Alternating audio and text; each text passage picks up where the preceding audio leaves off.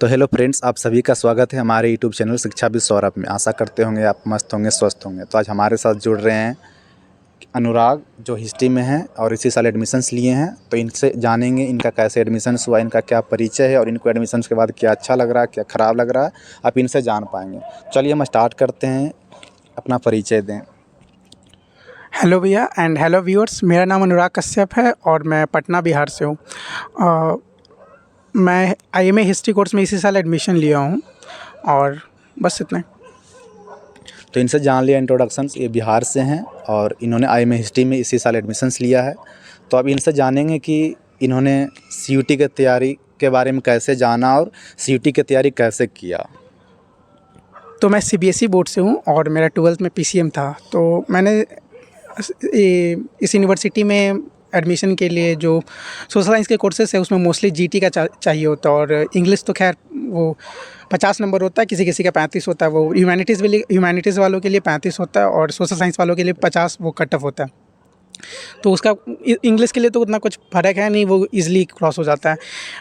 Main बात हो जाता है जीटी। तो मेरा पीसीएम था तो मैथ मेरा था, तो जीटी में उतना ज़्यादा फ़र्क नहीं पड़ा। लेकिन पिछले साल इसी साल मतलब जो टेस्ट दिए थे तो इसमें जनरल टेस्ट का और करंट अफेयर्स का वो जो क्वेश्चंस तो होता है वो बहुत ज़्यादा इंक्रीज़ कर दिया था। तो इस रीज़न से थोड़ा मोड़ा कट ऑफ बहुत ज़्यादा डाउन गया इस बार, बहुत यूनिवर्सिटी का जीटी में कट ऑफ डाउन चला गया।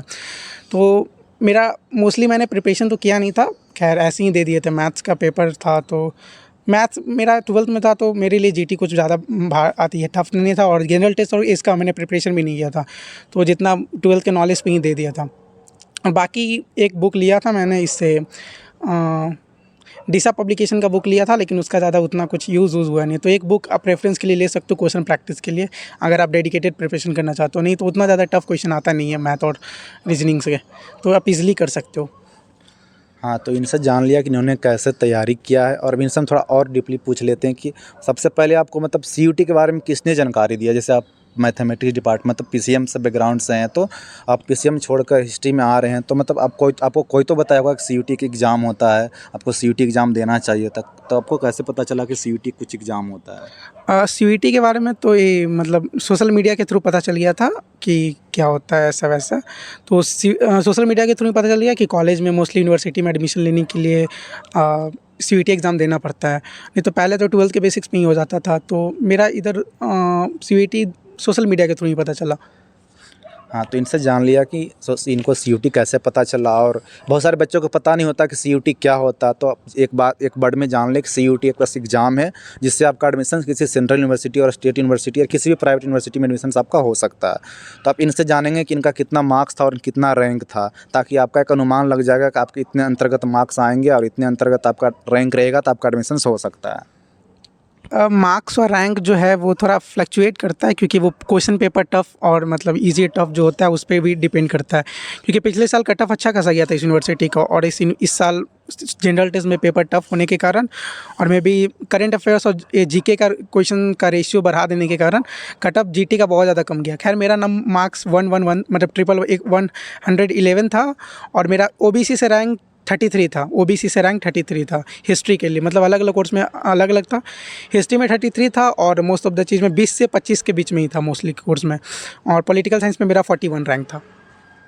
तो इनसे जान लिया कि इनका कितना रैंक था और कितना मार्क्स आया था, क्योंकि अगर इनके मार्क्स आप जान लिए होंगे और इनके रैंक आप जान लिए होंगे तो आप अनुमान लगा पाएंगे कि नहीं इसके अंतर्गत मेरा मार्क्स होगा 10 रैंक आगे 10 रैंक पीछे और 15 मार्क्स आगे 15 मार्क्स पीछे, तो आप आ जाएंगे एडमिशन्स के लिए। क्योंकि जैसा इन्होंने बताया कि इस बार सच में पेपर थोड़ा उल्टा टाइप आ गया था, जैसा लोग पढ़ कर गया था वैसा नहीं आ पाया और सबके साथ ऐसा ही हुआ। तो हो सकता है आपके साथ भी ऐसा हो, तो टेंशन ना लें, एडमिशन्स हो जाएगी, संभावना ज़्यादा रहता है। और ये नॉर्थ के बच्चे हैं जो आना नहीं चाहते हैं, तो प्लीज़ आप लोग ज़रूर आएंगे। तब इनसे जान लेते हैं कि एडमिशन्स के बाद इनको मतलब कैसे यहाँ आना हुआ, कौन बताया यहाँ की हैदराबाद यूनिवर्सिटी कैसा है, क्या ख़राब है। क्योंकि घर वाले तो नहीं जाने देते हैं ना कि उतना दूर कैसे जाओगे, कैसा यूनिवर्सिटी है, घर से दूर जा रहे हो।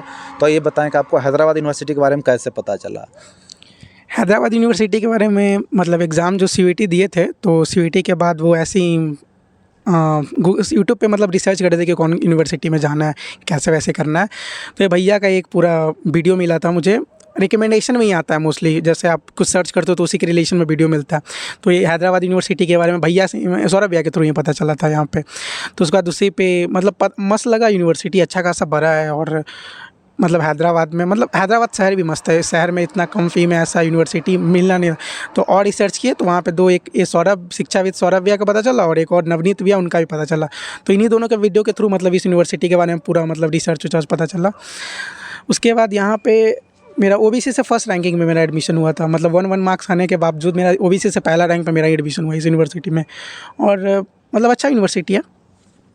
तो हाँ, इनसे जान लिया कि इनको कैसे पता चला हैदराबाद यूनिवर्सिटी के बारे में, और अब इनसे ये जान लेते हैं कि एडमिशन्स इनका हो गया है तो इनको क्या यहाँ अच्छा लग रहा है और क्या बुरा लग रहा है, ये आपके बताएंगे। जैसे हॉस्टल्स, मेस, प्रोफेसर्स, कैंपस, जो भी इनको ख़राब लगेगा वो ईमानदारी से आपको बताएंगे, और जो अच्छा लगेगा वो भी आपको बताएंगे ईमानदारी से। सबसे पहली बात तो व्यूअर्स को यही बोलना चाहेंगे, मतलब जो पूरी तरीके से हिंदी मीडियम से हैं, मतलब जिनको इंग्लिश समझने में प्रॉब्लम आती है, तो उनके लिए अगर वो सोशल साइंस का कोर्सेस लेते हैं ना, तो थोड़ा सा डिफ़िकल्टीज़ हो जाएगी यहाँ पे। क्योंकि इंग्लिश प्रोफेसर का आपको समझ में, खुद से मेहनत करना तो कर सकते हो, लेकिन प्रोफेसर का वो जो इंग्लिश होता है वो मोस्टली सारा यहाँ पे इंग्लिश में आपको बात करना है। मतलब कुछ फ्रेंड्स जो उधर साइड से हैं तो हिंदी में हो सकता है, लेकिन मोस्ट ऑफ द चीज़ आपको इंग्लिश में ही करना पड़ेगा। मतलब प्रोफेसर ऐसा नहीं है कि आपको हिंदी में कुछ पढ़ा देंगे, मोस्टली उनका कम्युनिकेटिव लैंग्वेज इंग्लिश ही होगा, अगर वो नॉर्थ साइड से हैं तब भी। तो उसके बाद कैसा लगा यहाँ पे, देखो यहाँ पे ऐसा यूनिवर्सिटी है कि फ़ी बहुत ज़्यादा कम है हॉस्टल का, तो इस रीज़न से हॉस्टल तो बहुत सही है, मतलब कुछ इशू नहीं है हॉस्टल में। हाँ, कहीं कहीं पे होता है कुछ इशू है, जैसे वॉशरूम इस टाइप का कुछ इशू हो जाता है कभी कभी, अदरवाइज़ हॉस्टल बहुत सही है। और मेस का प्रॉब्लम यह है कि आप अगर आप नॉर्थ साइड से हो ना, तो खाना यहाँ पे नहीं पसंद आने वाला। स्टार्टिंग में तो एकदम पसंद नहीं आएगा, ये हम लिख के दे रहे हैं। खैर वहाँ पे कुछ इशू है, मतलब टेस्ट नहीं है, ऐसा नहीं कि क्वालिटी बहुत, जैसे हम लोग मेस के खाने वाले क्या सोचते हैं कि दाल बहुत ज़्यादा पतला है चावल में आकर, इस टाइप का ऐसा कुछ नहीं है। लेकिन क्वालिटी अच्छा है, लेकिन आपको टेस्ट वो नहीं आएगा जो नॉर्थ साइड में जैसे हम लोग खाते हैं उस टाइप का, एकदम कभी टेस्ट नहीं आने वाला है। तो बस टेस्ट का प्रॉब्लम है, अदरवाइज मेस ठीक ही ठाक है, लेकिन खाना वो आप उस क्वालिटी का नहीं खा पाओगे। तो अदरवाइज़ आप कर भी सकते हो, मतलब आपको खुद से बना के कुकिंग कर सकते हो, चाहे बाहर से भी खा सकते हो। मतलब मेजर शहर में है तो ऐसा खाना का कुछ इशू नहीं होने वाला है, बाकी देख लीजिए आप। हाँ, तो इनसे आप जान लिया कि इनको क्या अच्छा लगा, क्या बुरा लगा। तो बाकी मेस का तो सबको प्रॉब्लम होता है, क्योंकि उधर से बच्चे आते हैं दाल भात चोखा खाकर, और यहाँ खाना का टेस्ट नहीं आ पाता। बाकी इन्होंने सही बोला कि खाना का क्वालिटी बहुत बढ़िया है, मतलब दाल बिल्कुल पूरा गाढ़ा टाइप होता है, पानी बिल्कुल दाल में नहीं होता है। मतलब पानी मतलब सोचेंगे कि पूरा पानी, तो ऐसा नहीं रहता, तो पूरा गाढ़ा टाइप दाल होता है। लेकिन ये टेस्ट नहीं आ पाता जो हम घर में खाते हैं, नॉर्थ इंडिया में खाते हैं, वैसा टेस्ट नहीं आ पाता। तो खाना क्वालिटी बढ़िया, बट टेस्ट आपको नहीं मिल पाएगा वो बिहार वाला चाहे नॉर्थ इंडिया वाला किसी स्टेट से। तो अब जानेंगे इनसे कि आप जो नए बच्चे हैं जो 2025 में आएंगे, तो उनके लिए कुछ कहना चाहेंगे, मतलब कुछ तैयारी को लेकर, चाहे कुछ कंसिस्टेंसी को लेकर, कि नहीं आपको ये कम से कम करते रहना चाहिए घंटे 2 घंटे। चाहे बहुत सारे बच्चे भी 12th में ही होंगे, मतलब कोई बच्चे ड्रॉप भी लेते हैं, ड्रॉप लेकर तैयारी करते हैं, तो बहुत सारे बच्चे ड्रॉप नहीं लिए होंगे, 12th के साथ ही तैयारी कर रहे होंगे। तो दोनों के लिए कुछ बताना है तो बता दें कि ड्रॉप वाले बच्चे क्या करें, और जो ड्रॉप नहीं लिए हैं उनके लिए समय भी थोड़ा कम ही मिलेगा, तो वो क्या करें। पहली बात तो ये बोलना चाहेंगे कि इस यूनिवर्सिटी में अगर आप एडमिशन ले रहे हो तो ये वर्थ है, मतलब बहुत। पहली बात तो हैदराबाद शहर में तो बहुत अच्छा यूनिवर्सिटी है, और सेकेंड बात कैंपस भी इतना बड़ा है कि एक्सप्लोर करते करते थक जाओगे, लेकिन पूरा कैंपस एक्सप्लोर नहीं कर पाओगे। बहुत मस्त यूनिवर्सिटी है, फैसिलिटी सारा है, मतलब उसका टेंशन लेने का जरूरत नहीं। बस थोड़ा सा हाँ, खाना का इशू है तो यहाँ पे, अदरवाइज कोई इशू नहीं है। तो आप मतलब डेडिकेटेड प्रिपरेशन कर सकते हो इस यूनिवर्सिटी के लिए, बहुत अच्छा यूनिवर्सिटी है। खास करके सोशल साइंस कोर्सेज या फिर साइंस के कोर्सेज में बहुत मस्त यूनिवर्सिटी है। हाँ, फैसिलिटीज़ ये सब कोई इशू नहीं आने वाला, बस वहाँ बस एक खाना एक थोड़ा सा ड्रॉबैक है यहाँ पे, क्योंकि ये साउथ साइड है तो उतना ज़्यादा नहीं पड़ता है। अदरवाइज़ यही कहना चाहेंगे कि आप मतलब अगर आप साइंस बैकग्राउंड से हो तो आई डोंट थिंक, मतलब पीस मैथ है आपका तो उतना ज़्यादा प्रिपरेशन करने की जरूरत नहीं पड़ेगा। बस आप एक सिलेबस के थ्रू गो थ्रू कर लो, और ड्रॉपर है तो कोई टेंशन नहीं, आप इजीली कर सकते हो। लेकिन अगर आप सीबीएसई के साथ, मतलब हम तो सीबीएसई बैकग्राउंड से था ना, तो अगर आप उसके 12th के साथ कंटिन्यू करना चाहते हो जैसे हमने किया, तो आप इजीली कर सकते हो। मतलब 1 घंटा भी अगर आप वीक में दे दोगे, 1-2 घंटा भी मैथ्स अगर कर लोगे, रीजनिंग, तो आप इजीली जा सकते हो। और अगर अच्छा मार्क्स के, मतलब इकोनॉमिक्स का यहाँ पे बहुत ज़्यादा हाई कट ऑफ जाता है, बता दे रहे हैं। अगर आपको मतलब प्लेसमेंट चाहिए तो इकोनॉमिक्स आप ले सकते हो, मोस्टली उसमें अच्छा खासा प्लेसमेंट है, लेकिन उसके लिए आपको पढ़ना पड़ेगा। और अगर इकोनॉमिक्स चाहिए तो डेडिकेटली आपको मतलब वीक में 2-3 घंटा आप कर सकते हो। अगर इकोनॉमिक्स चाहिए तो 12th के साथ में कंटिन्यू स्टार्टिंग से आप कर लोगे तो आप इजीली मैनेज कर सकते हो।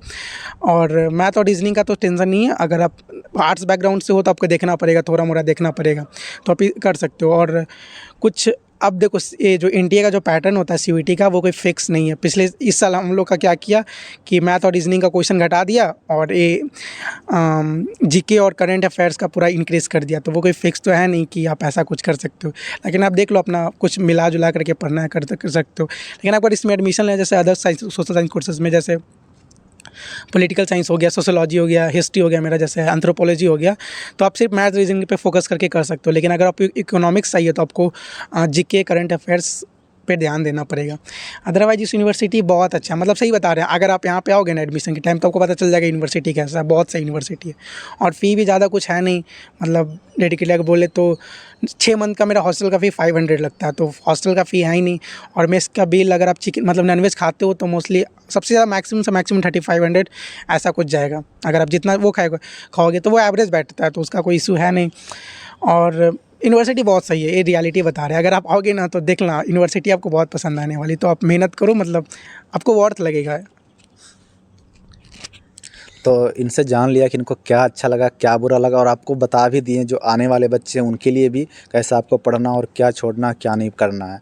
तो आप लगे रहें, क्योंकि लगे रहेंगे तहीं आपको हो पाएगा। और बहुत सारे बच्चे होते हैं सिर्फ बीएचयू में जाना चाहते हैं, डीयू में जाना चाहते हैं, उनको ऐसा लगता है कि नहीं बीएचयू से बढ़िया कहीं और नहीं है, डीयू से बढ़िया कहीं और नहीं है। बट जो बच्चे यहाँ आ गए हैं उनको पता है कि यहाँ कैसा है। मुझे ऐसा मतलब मैं भी बीएचयू में सेलेक्ट हुआ था, लेकिन वहाँ मैं नहीं जा पाया, क्योंकि मैं जो आप जनरली जो यूट्यूब वाले टीचर्स होते हैं उनके थ्रू आप देखेंगे तो बढ़ा चढ़ा कर बताते हैं, पर जो जनरली एरियल चैनल वाले होते हैं जो मतलब ब्लॉग वगैरह बनाते हैं उनसे आप देखेंगे कि बीएचयू का क्लास उतना अच्छा नहीं है, मतलब कीड़े पड़े हुए क्लास में प्रोफेसर्स नहीं आ रहे हैं, तो एक तरह से वहाँ हो पाता। लेकिन यहाँ जैसा आपको पता है कि यहाँ 75% अटेंडेंस मैंडेटरी है, सबको जाना होता है क्लास, अगर नहीं जाएंगे तो आपको सेमेस्टर एग्जाम में बैठने नहीं दिया जाएगा। तो ये सब बिल्कुल भी मत सोचे कि नहीं बीएचयू ही बढ़िया, डीयू ही बढ़िया, इसके अलावा कुछ नहीं है। तो ऐसा बिल्कुल भी नहीं है। यहाँ आने के बाद बच्चे को ऐसा लगता है कि ये भी बढ़िया है और मैं यहाँ कर अच्छा फील कर रहा हूँ। जैसे मेरा तो 3rd ईयर हो गया, तो मेरे पास ज़्यादा एक्सपीरियंस, तो मुझे गर्व है कि मैं यहाँ आया हूँ और मैं यहाँ आकर पढ़ रहा हूँ। तो चलिए फिर मिलते हैं किसी नए वीडियो में नए टॉपिक के साथ। तब तक के लिए धन्यवाद। मस्त रहें, स्वस्थ रहें।